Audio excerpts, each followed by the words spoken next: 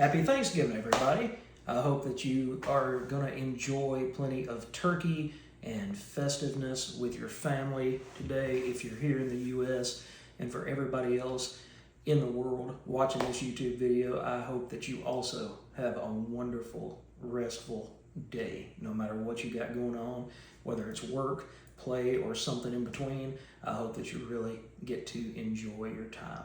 So in this episode of Initial Assessment, we have Galactic, issue number 1 from DSTLRY, one of those massive magazine style format books.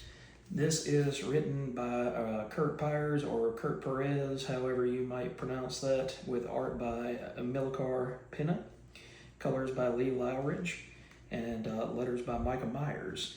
And you get the story here of Jecht and Wolf, and it starts off very similar, oddly similar, to the Han Solo and Greedo standoff with Han Solo and Chewbacca versus Greedo in the Mos Eisley Cantina in the original Star Wars movie.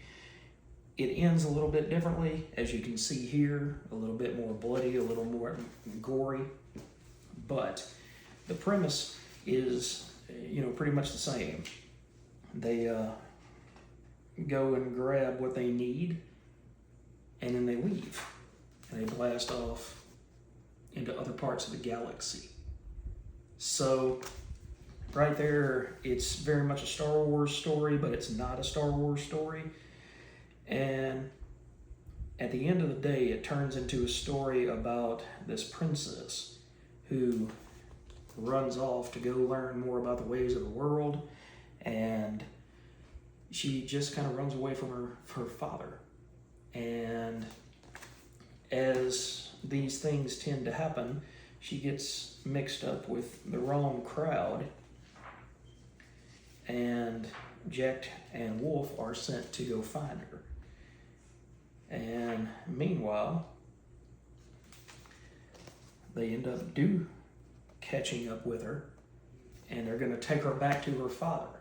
And her father has an arranged marriage that's going on. It's also got a very much Blade Runner 2049 feeling to it. It's got all of this big neon signs and things like that going on. So pretty interesting overall with the artwork. But what ends up happening is she runs away from the bounty hunters after they've caught her, and then she runs afoul of the bad folks.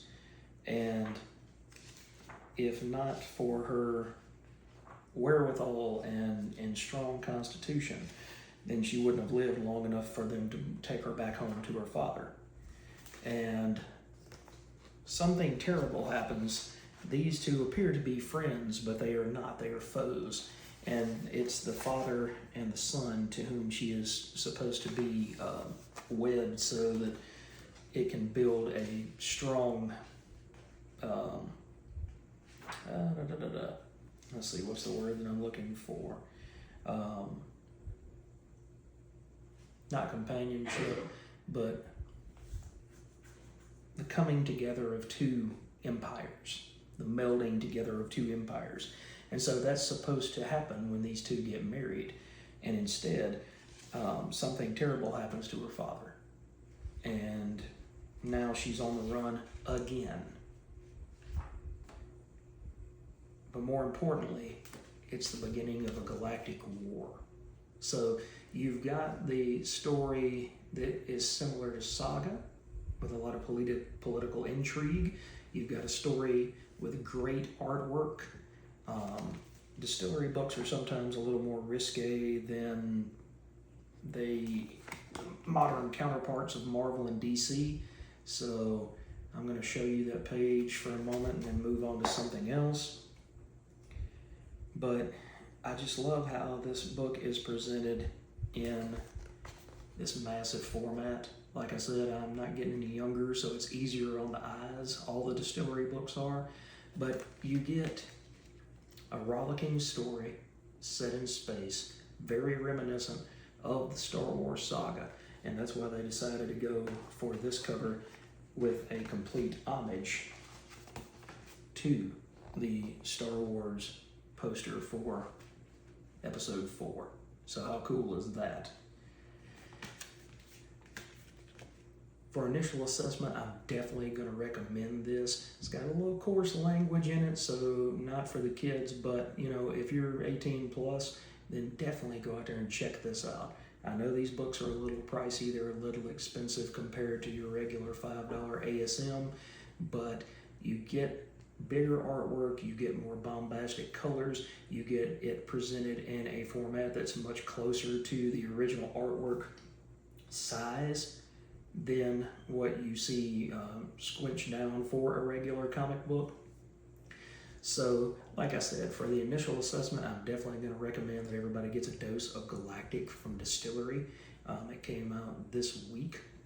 So, if you missed out on it before Thanksgiving, if you happen to be off on Friday, then go to your local comic shop and definitely ask for Galactic #1. I don't think you'll be disappointed. Most of these are 4 and done, and now that the Diamond distribution issues seem to be over with, then it looks like DSTLRY is going to be able to start pushing their books out on a regular basis again. Now, warning with that is they're not generally monthly, they're generally every other month or sometimes even quarterly. So don't look for this to be finished by Christmas or even really get started by Christmas. This is what you get, but you get 48 pages of story in this awesome oversized format. So I hope you guys enjoyed this video talking about Galactic from DSTLRY. I hope that you have plenty of turkey and go into a tryptophan coma after you get to hang out with your family for just a little while and just enjoy the day. Enjoy the rest that you get that comes from not being at work, not having that stress level. So thanks again for joining me, guys. That's it for this video. I've got definitely more content coming. Again, hit me in the comments and let me know what you think about the new setup. I'm enjoying this room so far. I'll give you a little spin here, and what do we have? We have the Wiz Comics #2 facsimile, first appearance of Captain Marvel from way back in the 1940s. So every time that you see this comic rack, I'm going to try to spin it and show you a different book or two. I'll also show you this one this go around, Batman and Catwoman Christmas special from last year, and that was actually the last issue that John Paul Leon was working on before he passed from cancer. So really happy to have seen that book come out, and who knows, maybe there's some more artwork that JP held off on before he passed, and we'll get to see it in the future. Anyway, guys, that's it. Take care, and we'll catch you in the next video. Happy Thanksgiving, everybody.